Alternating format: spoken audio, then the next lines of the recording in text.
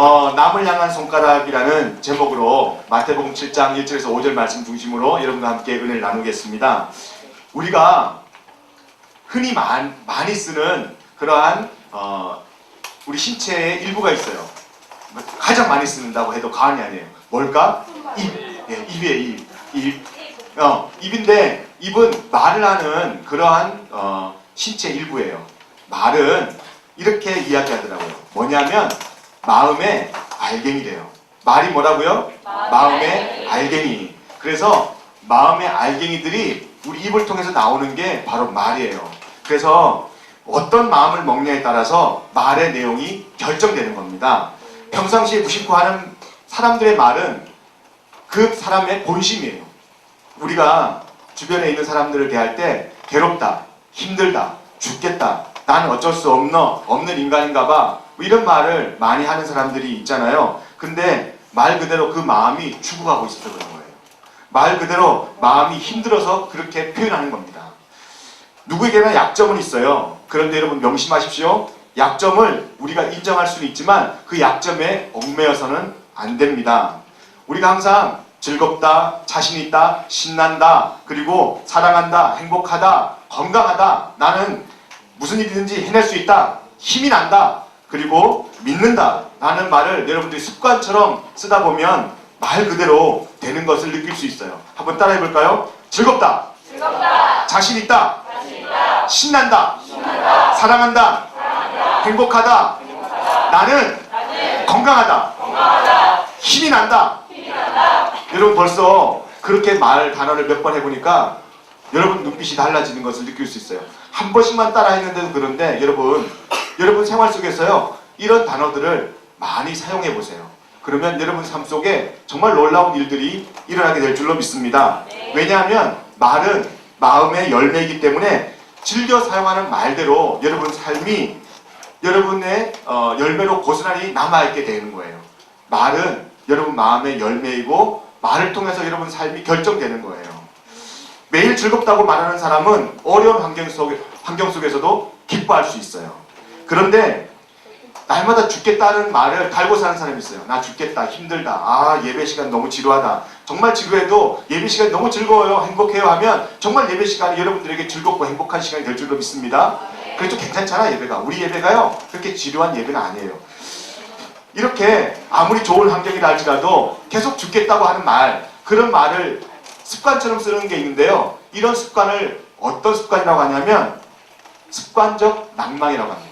뭐라고 한다고요? 습관적 낭망. 습관적으로 낭망하는 사람이 있어요. 습관적으로 낭망을 즐겨하는 사람이 있어요.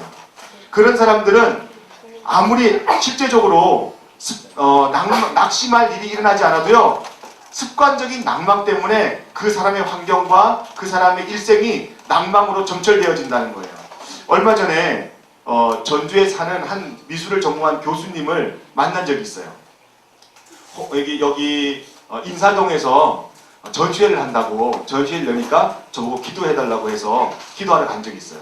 아는 교수님하고 같이 갔는데 저는 그 미술을 하는 홍 교수님인데 그 교수님을 잘 몰라요.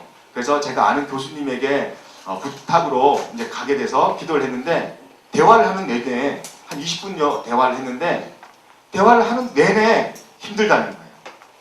정말 죽겠다는 거예요. 그 내용은 어떤 내용이냐면 일하는 사람들하고 마음이 안 맞아서 힘들고 귀찮다. 그리고 일하는 것 자체가 나에게는 너무 버겁다. 그리고 까다로운 인간관계, 교수들이 워낙 까다롭잖아요. 그래서 까다로운 교수들 때문에 너무 힘들다. 그리고 같이 지금 살고 있는 가족들도 자기 마음에 안 맞아서 너무 힘들다. 이 힘들다는 말을 계속 달고 사는 거예요. 그래서 제가 정말 조심스럽게 이야기했어요. 친하지 않으니까.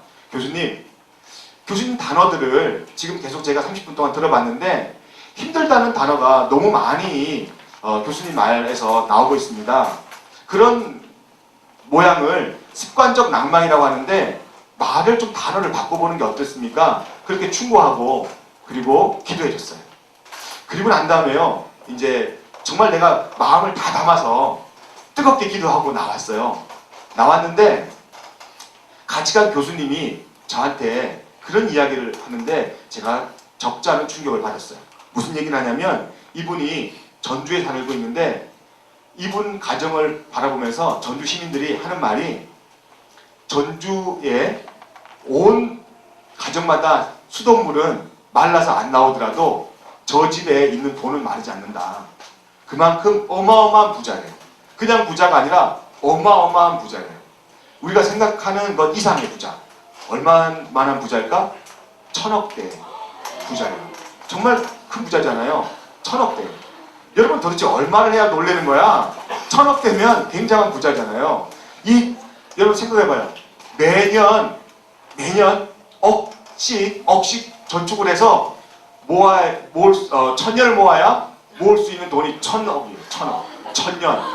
천년간 사랑이 아니라 천년간 저축. 천년간의 저축을 해야 모을 수 있는 돈이 1000억이란 말이에요. 생각을 해보니까 한 달에 이빨이 써야 돼. 1000만 원씩. 한 달에. 막 1000만 원씩 써야지 1년 쓸 수 있거든요. 그런 돈을 천년간 써야지 다 소비하는 돈이 1000억이에요. 그런 어마어마한 부자였는데요. 세상에 습관적 낭망을 통해서요. 이 집이 망하기 시작하는데 지금요. 이 교수님은요. 미술 전시회를 통해서 그림을 팔지 않으면 살 수 없을 정도로 그 집이요. 그런 말 하면 적당한 단어인지 모르겠지만 망했어요. 집이 망해버렸어요.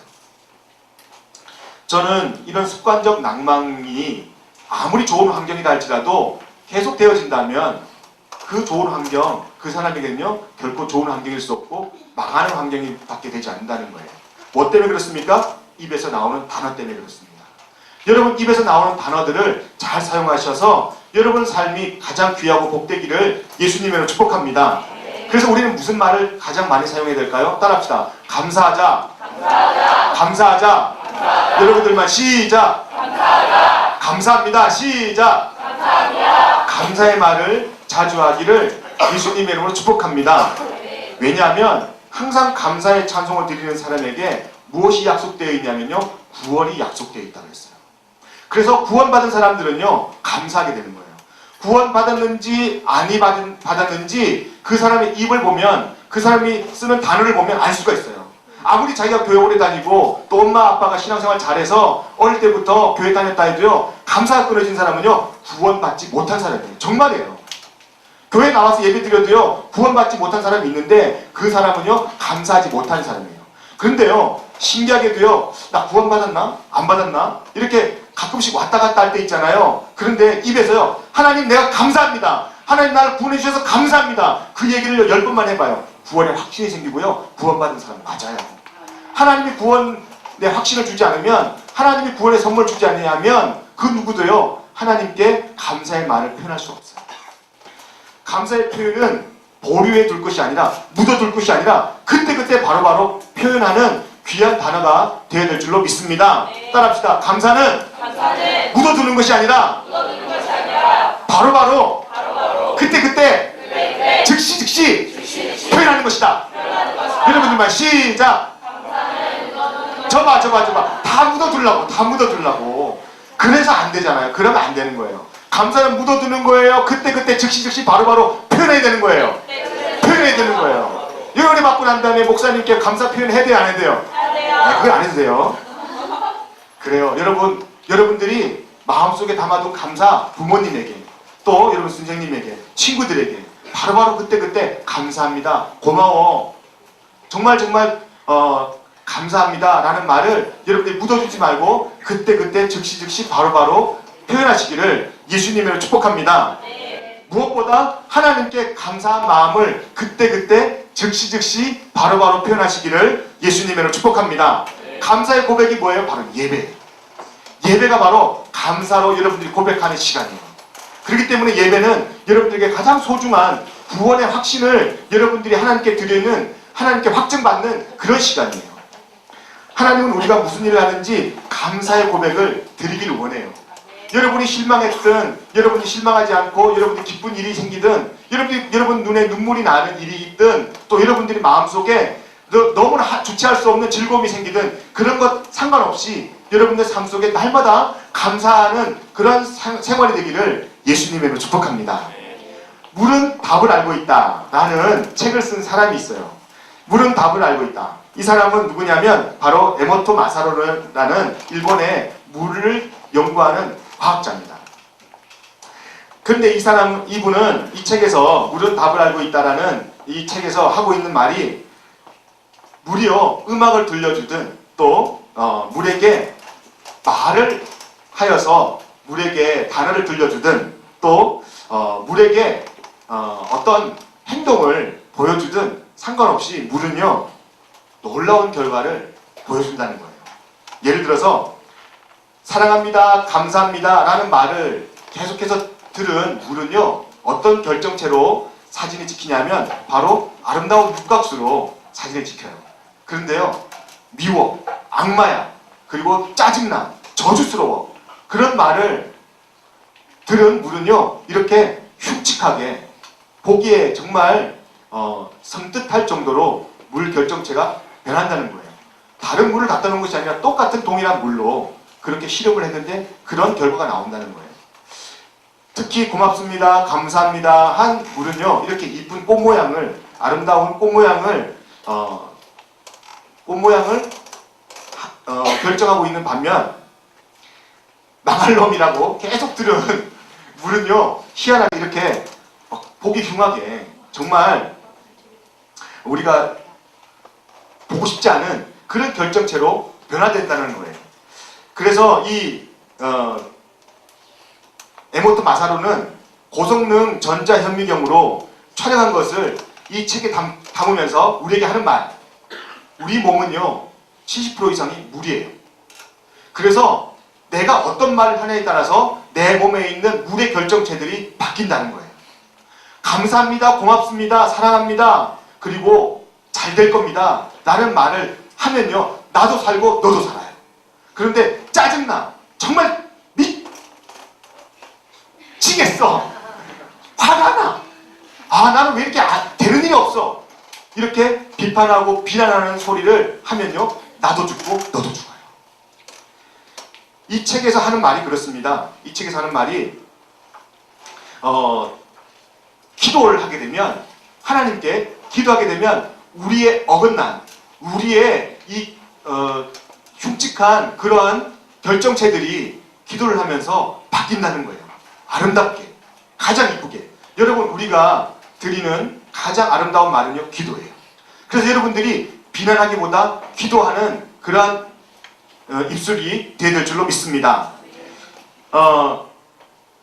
실제로 기도하면서 변화되는 과정을 이렇게 보여주는데요. 처음에는 그렇게 썩 이쁜 결정체가 아닌데 점점 기도하면서요 이런 아름다운 결정체로 변해지더라는 거예요. 뭐가? 물이요. 실제적으로 그 일본의 가장 큰 호수가요 비와호 호수래요. 시가현에 있는 호수인데 비가호 호수인데 이 비가호 호수는 둘레가 자그마치 188km래요. 여러분 도대체 몇 킬로미터를 해야 놀라는 거야? 둘레가 188km라고 엄청나게 큰 호수예요. 고마워요 반응해줘서. 이렇게 반응하면 이 몸에 있는 결정체들이 좋게 변하는 거야. 근데 이 엄청난 호수가요 해마다 물 위의 녹조와 악취 때문에 동네 주민들이 몸살을 앓는데요. 그런데 1999년 7월에 주변에 약 350여 명이요 모였어요. 모인 이유는 단 한 가지예요. 세계 평화와 그리고 하나님 앞에 우리가 올바로 살자라는 그러한 슬로건으로 모여가지고요 기도를 했어요. 기도를 했는데 놀랍게도요 한 달 뒤에 그 비아오에서 나는 수면 위에 떠있던 녹조와 그리고 그렇게 고통스럽던 악취들이요 한 달 후에 싹 사라졌다는 거예요. 놀랍지 않아요? 이 기사는요 1999년 8월 27일에 교토신문에 크게 보도가 됐어요. 내가 한 말이 아니라 교토신문이 보도한 거예요. 진실입니다. 기도는 일순간에 만물에 영향을 끼치고 그리고 세계를 바꿔버리는 놀라운 역사가 일어나는 것이 바로 기도인 줄로 믿습니다. 그래서 내가 우리 고3들한테 기도한다는 거예요. 기도하면 놀라운 일이 일어나요. 따라합시다. 기도하면 놀라운 일이 일어난다. 주여, 내 평생 비판과 비난의 입술이 아니라 기도의 입술 되게 하여 주시옵소서. 여러분들만 시작. 이렇게 해서 세계를 바꾸겠어요. 할렐루야. 세계를 바꾸는 기도의 입술이 바로 나와 여러분의 입술 되기를 예수님을 축복합니다. 그러나 비판하면 너도 죽고 나도 죽어요. 비판과 비난은 너도 죽고 나도 죽이는 거예요. 비판하면 되겠어요? 안 되겠어요? 비난의 입술을 거치고 여러분의 입술이 기도의 입술 되기를 예수님을 축복합니다. 오늘 본문 말씀이 그런 내용이에요. 한번 본문 말씀 보겠습니다. 1절과 2절이에요. 같이 큰 소리 읽어보겠습니다. 눈 크게 뜨고 큰 소리로 시작. 비판을 받지 않으면 비판하지라. 너희가 비판하는 대로 비판을 받을 것이며 너희가 판단하는 기준에 따라 너희도 판단을 받을 것이다. 오늘 본문에서 예수님이 하는 말이 어떤 말이냐면 비판하지 말래요. 근데요, 한번 봐봐요. 예수님은요, 우리 가운데 가장 깊이 숨어 있는 것이 뭔지 발견해냈어요. 우리 가운데 가장 뿌리 깊이 내리고 있는 죄가 뭔지를 예수님은 정확하게 발견해냈어요. 우리의 본성과 본능과도 직결되어서 죄인지도 모르는 게 있는데 그게 바로 비판이라는 거예요. 비판. 그게요, 우리의 어떤 습관처럼 나오는 건데 우리는 이 습관처럼 나오는 비판과 비난이요, 죄인 줄 몰라요. 근데 예수님이 그걸 죄라고 단정 지었습니다. 그게 바로 죄야. 너희들 그 죄를 그쳐! 라고 이야기합니다. 그것은 바로 다른 사람을 비판하는 죄, 다른 사람의 잘못을 찾아내려는 죄인 것입니다.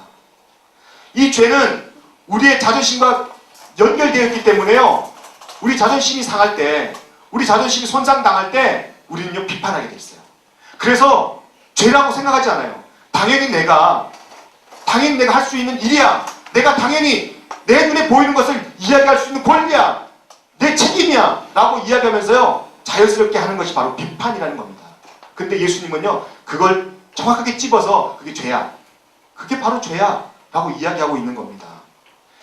우리가 느끼든 느끼지 못하든 주님께서는 이것을 우리의 죄라고 이야기합니다. 이런 죄의 특징은 언제 나타나느냐? 단 한 가지. 사랑이 식어질 때. 비판의 죄는 언제 나타난다고요? 사랑이 식어질 때.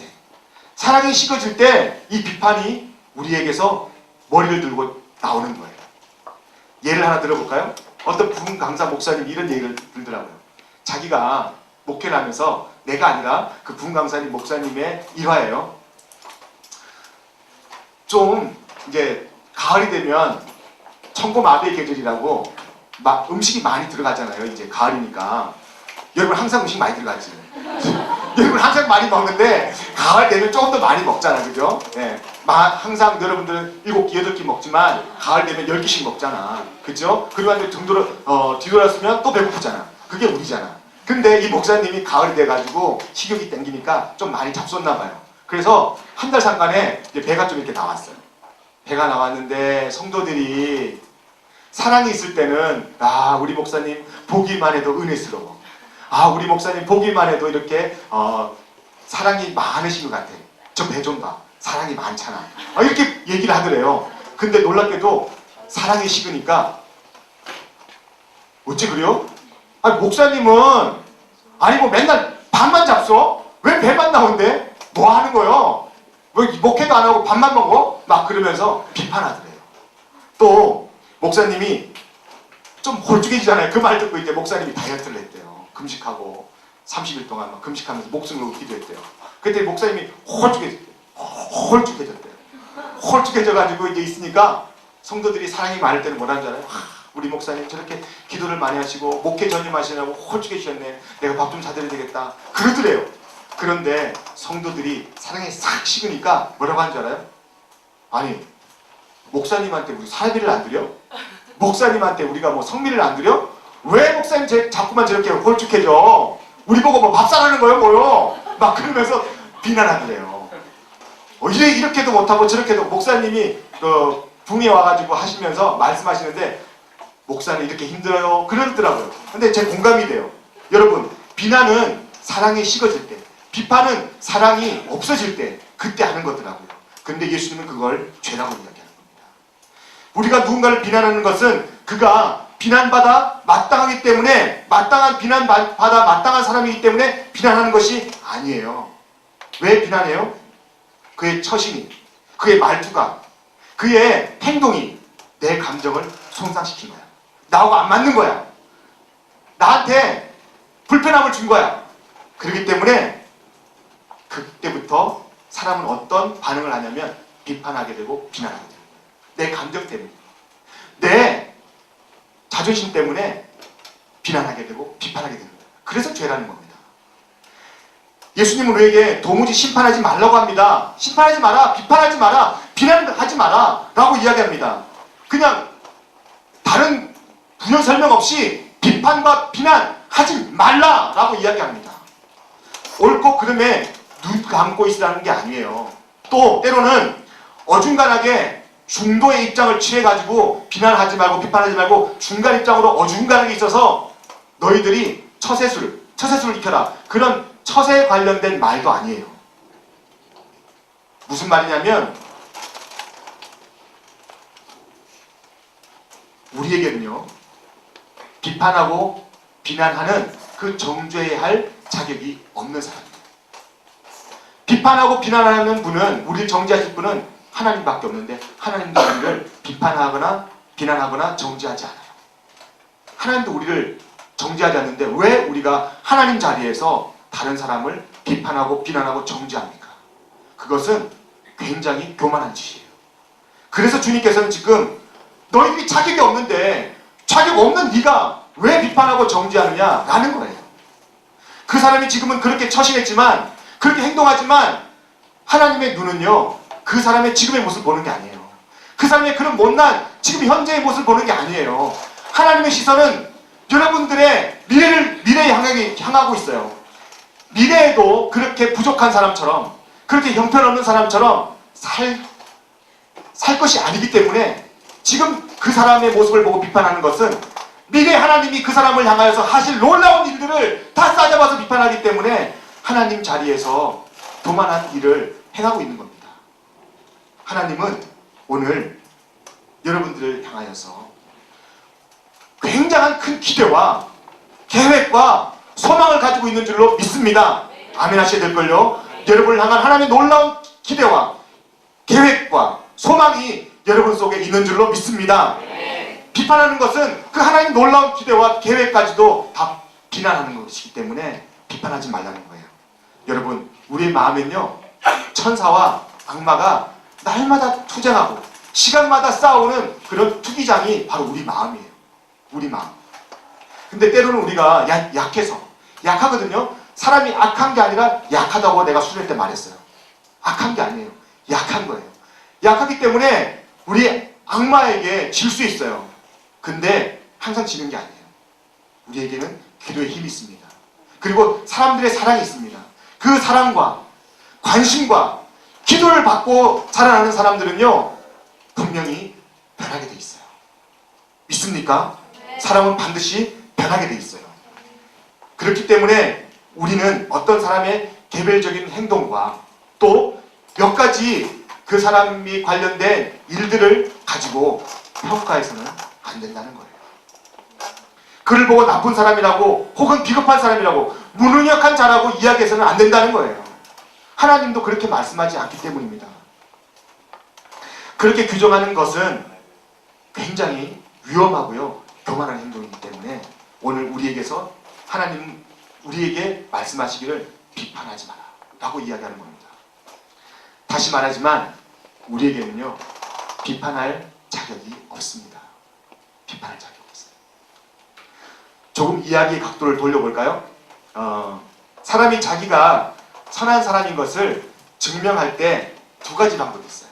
첫 번째는 스스로 선한 사람 되기 위해서 노력하는 거예요. 하나님과 열심히 교제하는 거예요.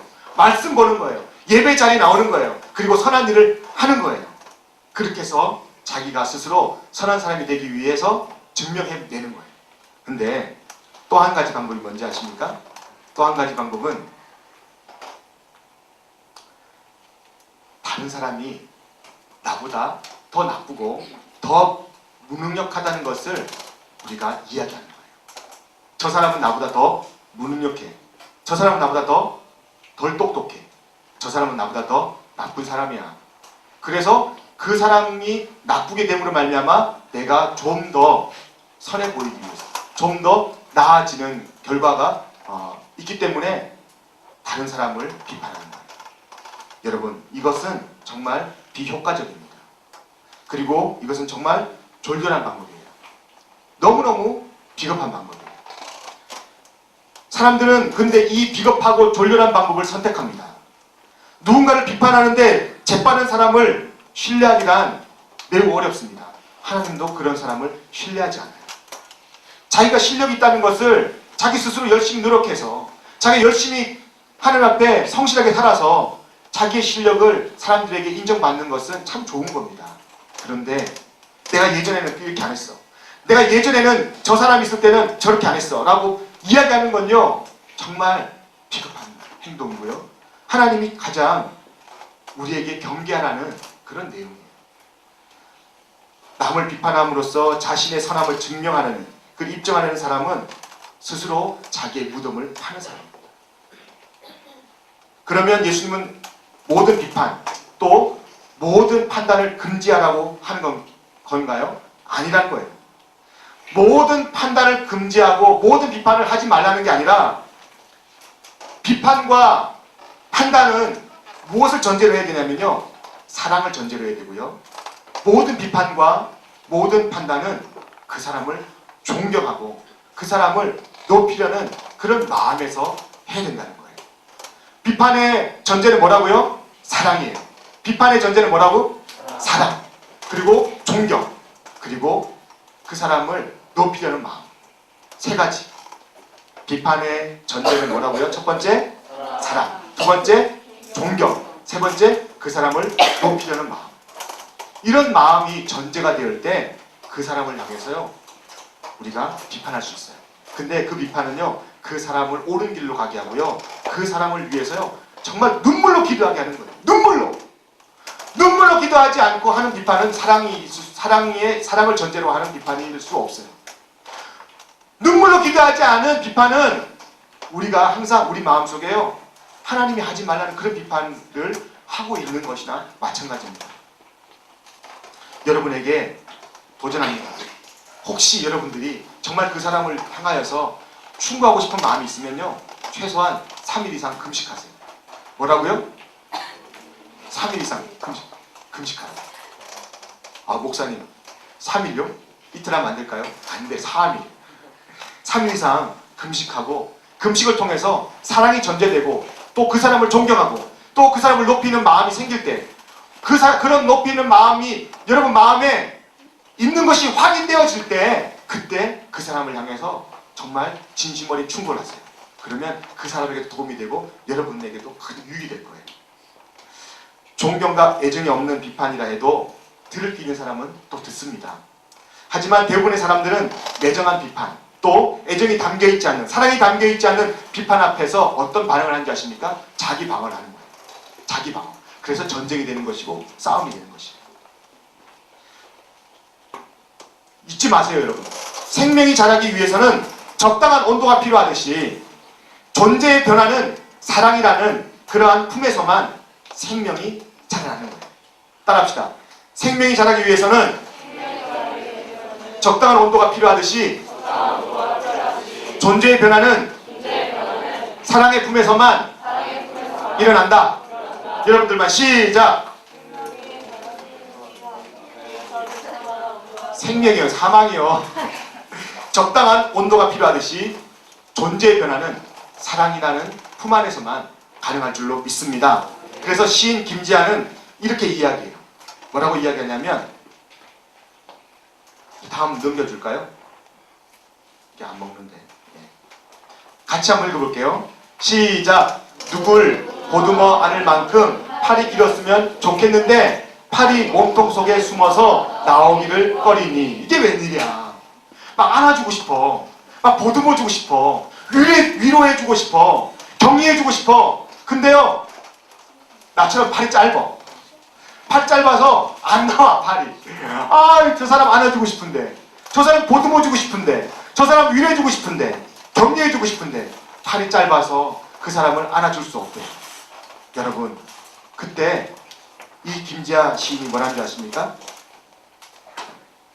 그 사람을 향하여서 기다리자. 그 사람을 보면서 기다리자. 기다리잖아요.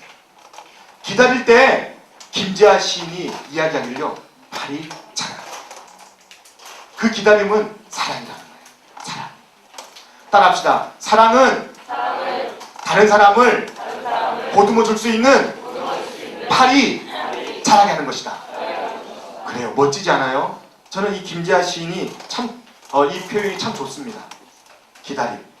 여러분, 오늘 예수님께서 뭐라고 이야기합니까? 3절과 4절이에요. 같이 읽어볼게요. 시작! 어찌하여 형제의 눈 속에 내 눈 속에 있는 나무 토막을 보지 못하느냐? 내 눈 속에 나무 토막이 있으면서 어떻게 내 형제에게 내 눈 속에 있는 작은 티를 빼주겠다고 말할 수 있느냐?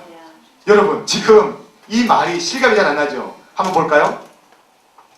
나무 토막, 그리고 티가 없어가지고요, 보니까 바풀떼기가 제일 작더라고. 인터넷에 나와 있는 거 보니까 티가 여기에 담기지가 않아. 담기지가. 그래서 바풀떼기를 티보다 훨씬 더 몇 배 더, 몇십 배 더, 몇십 배가 뭐예요? 엄청나게 큰 그런 부피인 바풀떼기를 대조해봤어요. 근데 이 나무 토막이 여러분 눈에 박혀 있대요. 그런데 지금 다른 사람의 잘못은요, 이 바풀떼기보다 더 작은 먼지, 이 지금 빛에 떠다니는 먼지 하나에 불과한 거예요. 근데 그 먼지를 빼내는데 여러분들이 앞장서 있고, 여러분들 눈에 있는 그 큰 나무 토막, 그 나무 토막은 빼내지 않는다는 거예요. 잡지 않는다는 거예요. 여러분 한번 보세요. 이 티가 없어서 바풀떼기를 지금 여기에다가 여러분 앞에 준비했는데, 바풀떼기하고 나무 토막하고 이게 매우 충격적인 대조 아닙니까? 그죠? 마치 흑백의 대비만큼이나 너무나 선명해요. 이것은 자기 허물을 더 통렬하고 더 아프게 돌아보라는 하나님의 말씀이에요. 너의 나무 토막 같은 그런 잘못을, 그런 아픔을 돌아보라는 거예요. 돌아보지도 않고 남의 있는 티를 발견하려고 누샤란이 되어서 다니지 말라는 거예요. 그런 사람을요, 청맹관이라고 이야기합니다. 청맹관. 청맹관이란 뭐냐면요, 똑같은 물건을 보아도 똑같은 물건을 보는데 어떤 이는 하찮게 보고 어떤 이는 그 물건을 너무나 귀하게 본다는 거예요. 그런데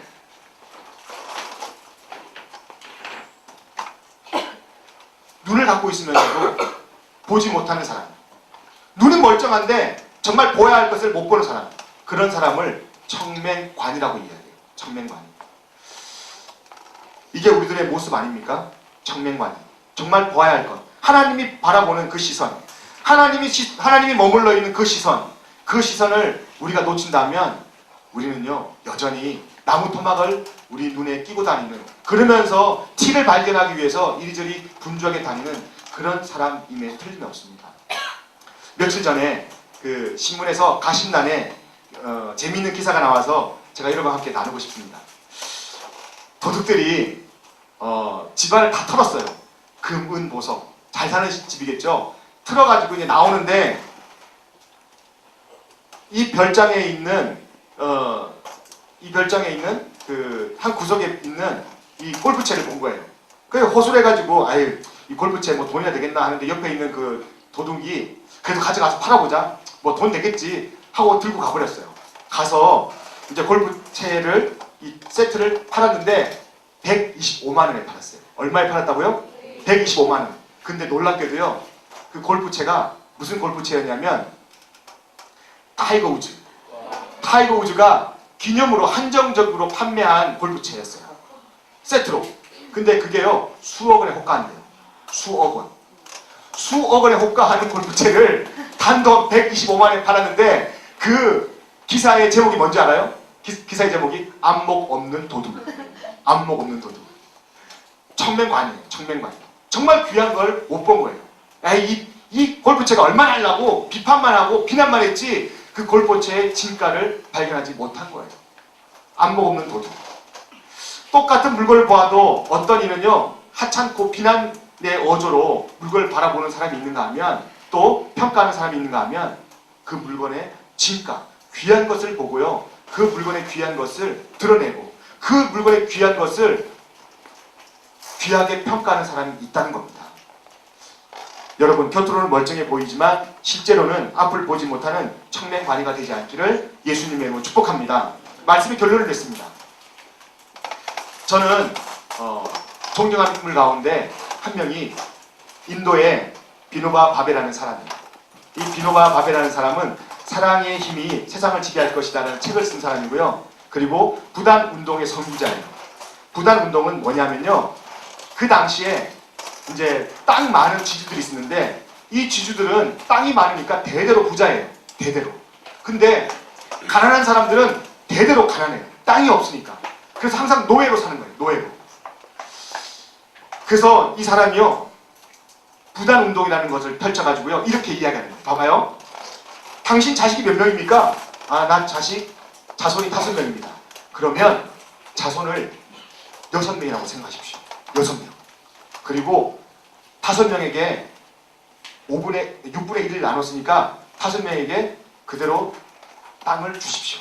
그리고 여러분이 없는 자식 하나 만든 그 자식의 몫을 가난한 자들에게 나눠주십시오. 그 운동이 바로 부단운동이에요. 그 부단운동을 펼쳤던 이 비노바 바베는요 그 당시에 사회를 개혁하는 놀라운 일을 해냅니다. 그는 부자들에게 다가갈 때요 모든 사람들이 비난합니다. 아니, 부자들은 그렇게 안 할 거야. 이 사람 바베라는 이 사람도 비난하고요 또 부자들도 비판해요. 사람들은 가난을 비판하고요 또 부자를 비판하고요 자기의 가난을 비난합니다. 비판과 비난이 판을 칠 때 이 인도 사람 비노바 바베라는 사람은요 비판과 비난을 넘어서 사랑의 힘이 얼마나 위대한지를 보여주기 위해서요 사회운동을 합니다. 부자들을 설득해요. 많은 어려움을 겪었어요. 비판도 당하고 비난도 당했어요. 근데 그는 그 일을 중단하지 않습니다. 이 부단운동을 멈추지 않았습니다. 이유는 단 한 가지예요. 그 일이 가장 아름다운 일이고 가장 옳은 일이고 하나님 보시기에 가장 선한 일이기 때문이에요. 모든 사람들이 가진 자들의 탐욕과 자신들의 가난을 비난하고 비판하고 있을 때 비노바 바베는 사람들 속에 있는 아름다운 선한 씨앗을 발견하게 된 거예요. 모든 사람들이 청맹관이로 사람들 비판할 때 이